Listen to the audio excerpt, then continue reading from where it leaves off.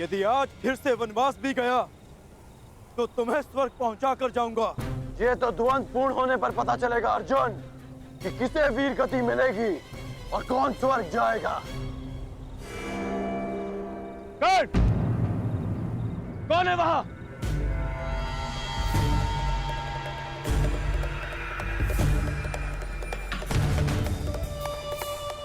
वहां पर पांडव है क्या?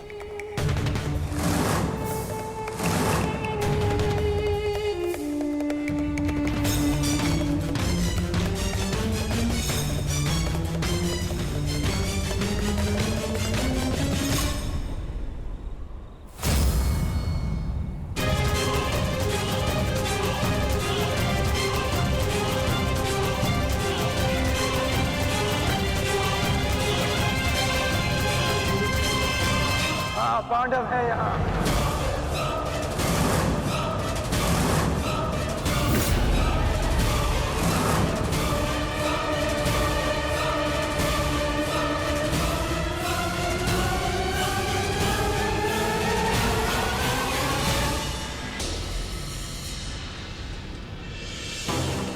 नहीं मामाश्री, कर्ण मेरे साथ में ऐसा नहीं करेगा।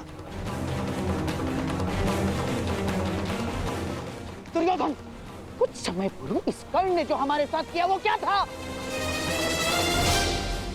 हाथ में आए हुए पांडवों को जाने का अवसर दिया इसने।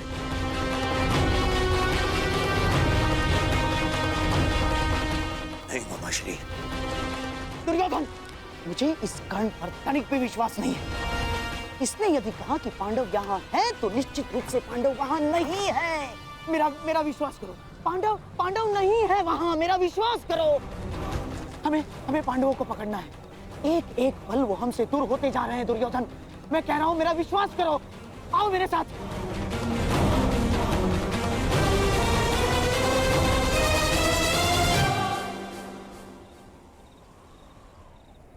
मामाश्री कह रहा है तुम्हारा, इस पर विश्वास करोगे तुम?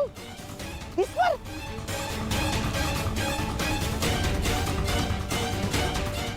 आओ चलो दुर्योधन।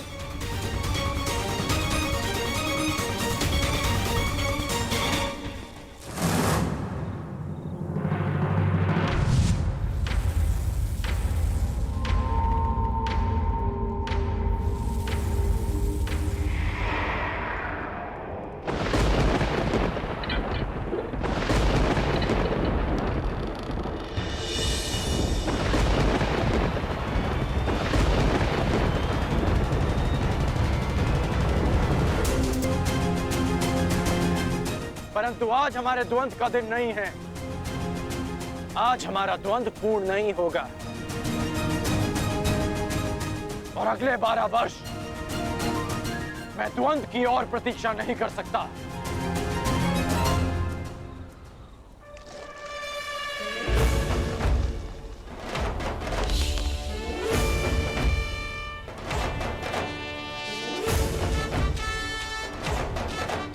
एक वर्ष पश्चात हम फिर मिलेंगे अर्जुन, जब तुम्हारा अज्ञातवास पूर्ण हो जाएगा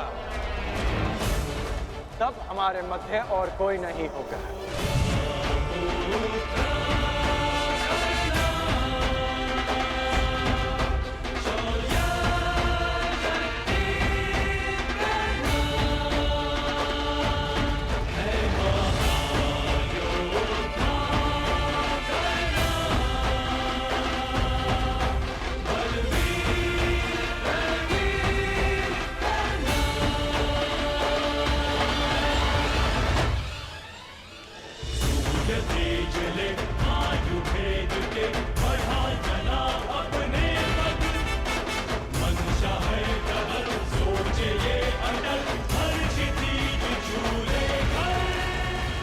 मैं जीवन में कभी कर्ण जैसे पुरुष से नहीं मिला।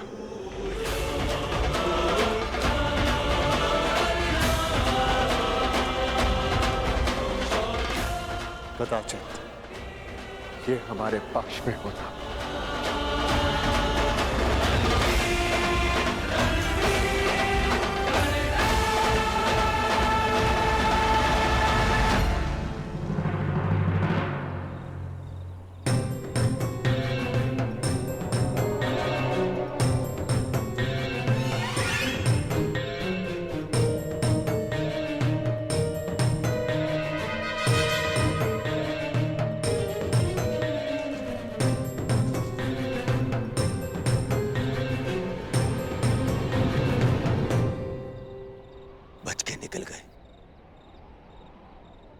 से बच के निकल गए, फिर से बच के निकल गए वो पांडव, फिर से बच के निकल गए मामाश्री। दुर्योधन, लगता है इस समय भाग्य उनके साथ है।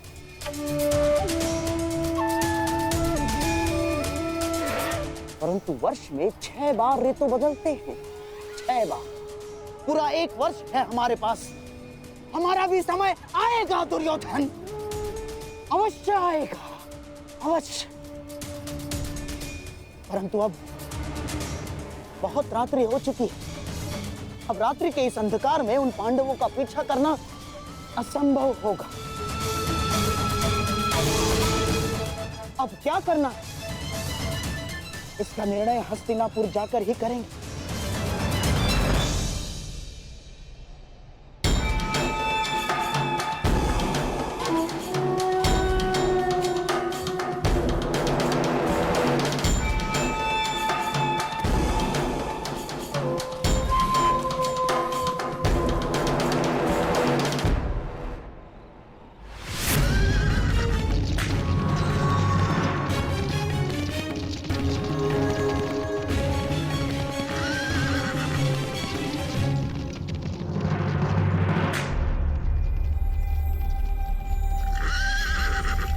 कहाँ खोए हो महारथी?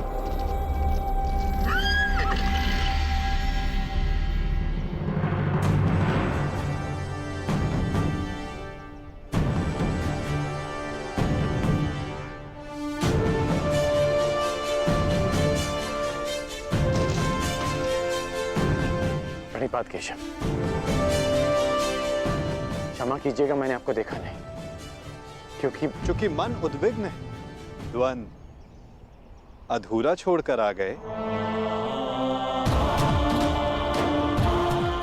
हाँ, पाषाण बनकर जिस जल में गिरे थे उसी के साथ छल किया अंगराज। क्या इसे मैं ये संकेत समझूं कि तुम न्याय के पक्ष में आ रहे हो? आप तो सब जानते हैं केशव। हाँ, परंतु तुम्हारे मुख से सुनने का अलग ही आनंद है मित्र। तुम्हें सुनना अच्छा लगता है। तो सुनिए, मैंने छल नहीं किया, मैंने छल रोकने का प्रयास किया है। प्रयास किया है कि द्यूत में जो अधर्म हुआ उसे धर्म युद्ध से धोया जा सके। और यदि इसे कोई छल मानता भी है तो मेरा मानना है कि एक महान लक्ष्य के लिए एक असत्य का पाप चढ़ भी जाए तो कोई बुराई नहीं। और वैसे भी मेरे कंधों पर श्राप का बोझ इतना बड़ा है कि एक छोटे से पाप का बोझ कोई अंतर नहीं डालेगा वासुदेव। आज्ञा दीजिए वासुदेव।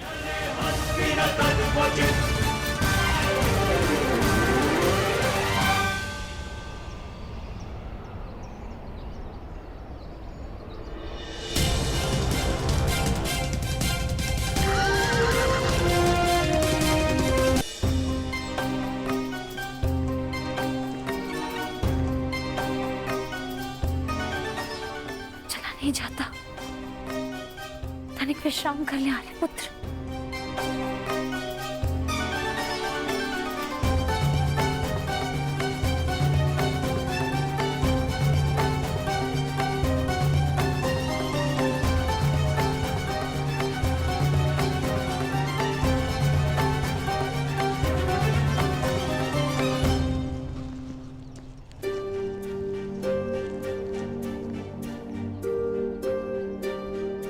प्यास लगी है।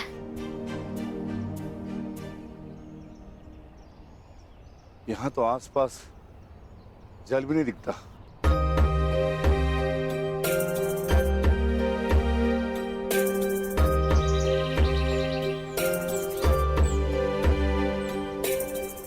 अनुज भाई,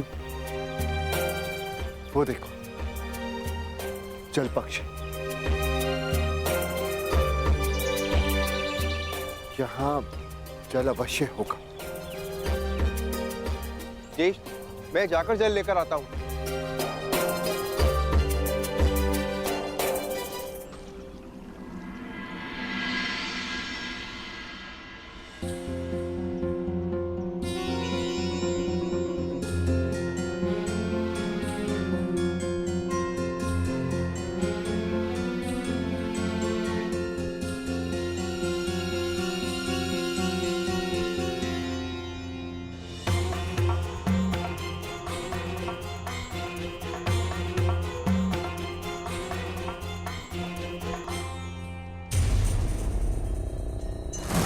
रुक जाओ।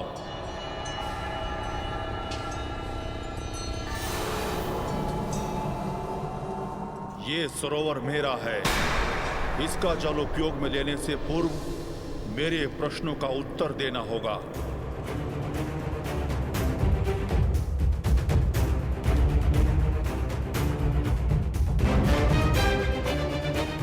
मैं नहीं जानता कि तुम कौन हो, परंतु तुम इतना जान लो, मैं पांडुपुत्र नकुल हूं, गुरुवंशज, महाबली भीम, धनुर्धारी अर्जुन का अनुज।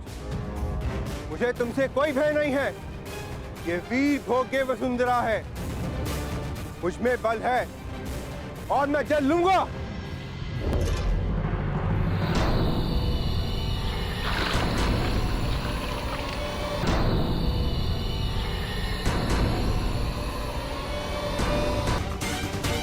परंतु एक वचन भी है कि आपके पुत्र 1 वर्ष का अज्ञातवास अवश्य पूर्ण करेंगे।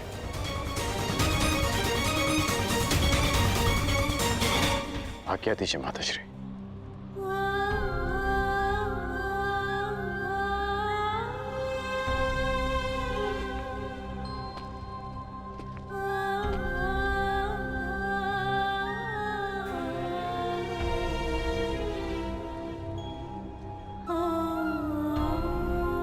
कदाचित मैं तुम्हें बता सकती पुत्र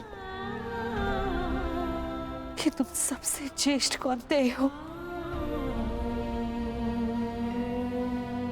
हे भगवान, एक वरदान को क्यों मेरे लिए अभिशाप बना डाला तूने।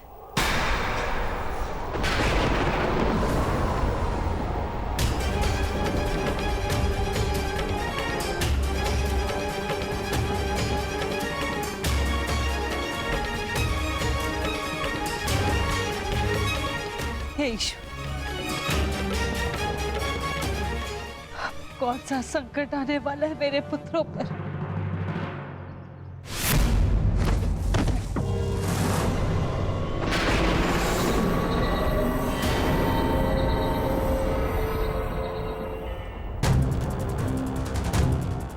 इतना विलंब हो गया है। अब तक तो नकुल को आ जाना चाहिए था। मैं देख कर आता हूँ ज्येष्ठ, कहीं कोई संकट तो नहीं। मैं भी साथ चलता हूँ। दुर्योधन के गुप्तचर हमारी खोज में है। कहीं उनकी ओर से कोई संकट ना आया हो। यदि शत्रुदल से कोई हुआ तो ज्येष्ठ, उन्हें तो मैं स्वर्ग लोक भेज कर ही आऊंगा।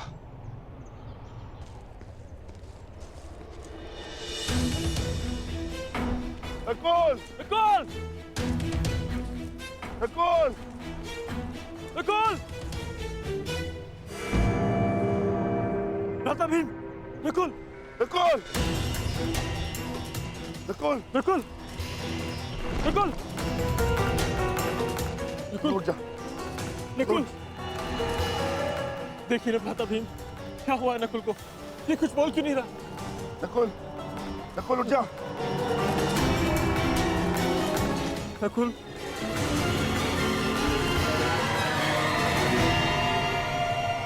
कौन छिपाए यहाँ?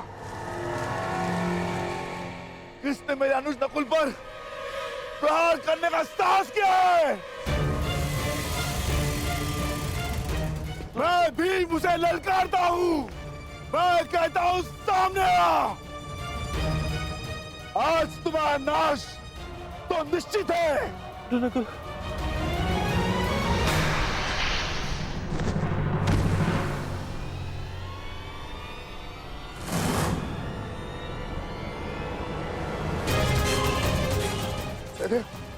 ये क्या हो गया? कदे उठो। नकुल, कदे उठो। कदे।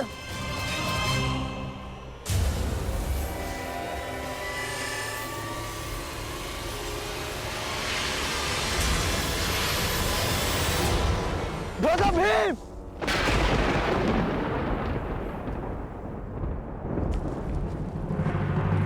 भ्राता भीम! भ्राता भीम! सहदेव! सहदेव! नकुल, नकुल,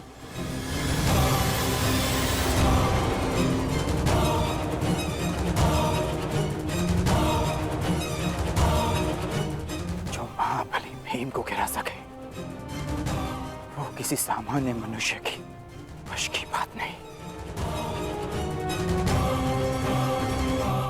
तुम अवश्य कोई मायावी हो, तुम जो भी हो, यक्ष, किन्नर, गंधर्व, मायावी, पिशाच, प्रेत, मेरे समक्ष प्रस्तुत हो और मेरे भाइयों को जीवित करो, अन्यथा अपने प्राण देने के लिए तत्पर हो जाओ।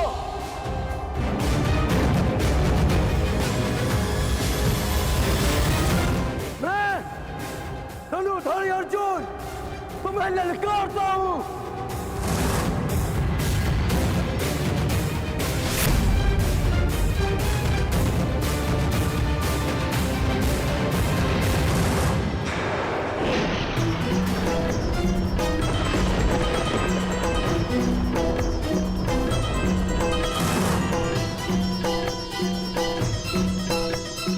पांचाली, ये भाला तुम्हारी सुरक्षा के लिए।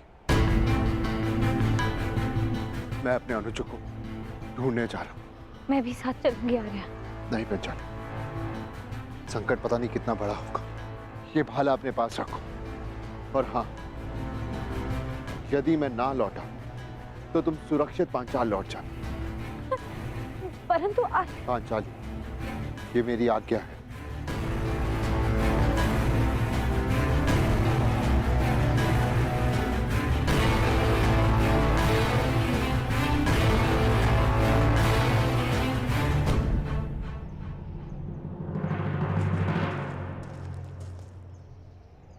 नकुल, भीम,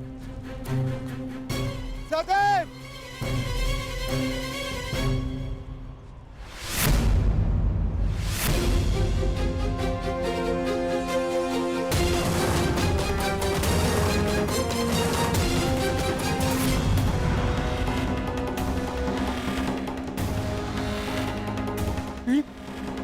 भीम, उठो भीम।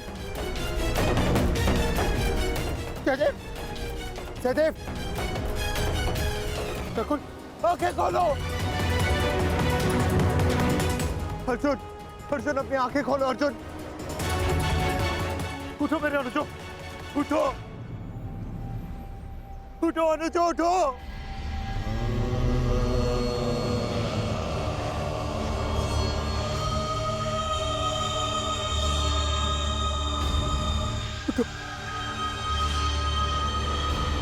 कैसा ज्येष्ठ युद्ध में हारे जाने के पश्चात भी जिन्होंने मुझ पर अपना विश्वास नहीं हारा,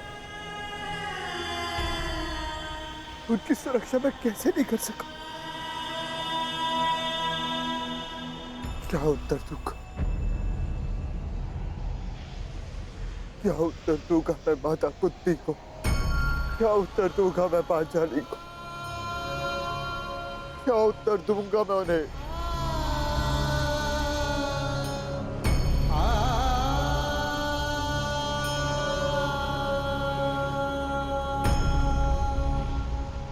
मैं नहीं चाहता कि आप कौन, परंतु मैं ये चाहता कि मेरे अनुजों की हत्या में आपका हाथ अवश्य, आप अदृश्य अवश्य है, परंतु मैं ये जानता हूं कि आप मुझे सुन और देख अवश्य सकते हैं। तो आप ये भी सुन लीजिए, या तो ये युधिष्ठिर अपने अनुजों को अपने साथ लेकर जाएगा या इसी सरोवर के तट पर अपने प्राण दे देगा। कृपा करके बताएं कि आप कौन है? मैंने तुम्हारे भाइयों की हत्या की है और तुम्हारे भाइयों का वध हुआ क्योंकि वो इसी के पात्र थे।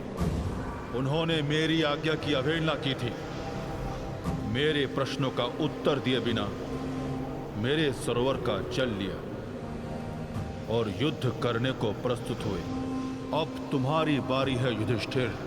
मेरे प्रश्नों का उत्तर दोगे या युद्ध का आह्वान। बिना शत्रु को जाने, बिना उसका मंतव्य पहचाने युद्ध करना धर्म नहीं। इसीलिए समक्ष प्रस्तुत होकर आप मुझे बताएं कि आप कौन हैं।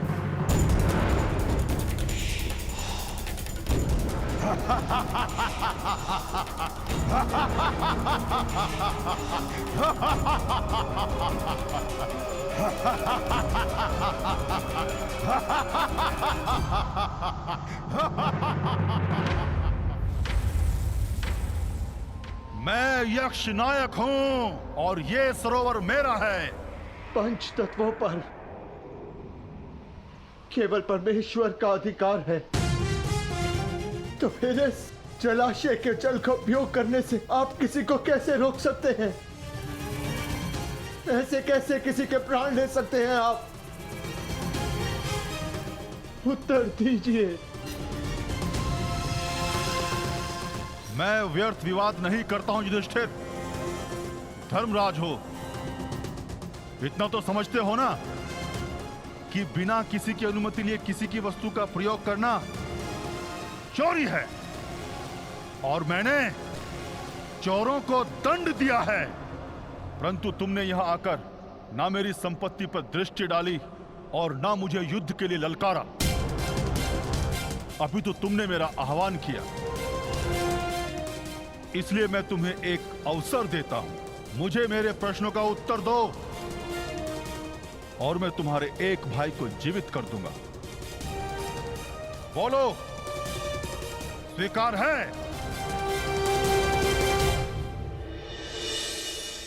हे प्रभु, मैं नहीं जानती ये कैसी लीला है, परंतु इस मां की परीक्षा मत लो।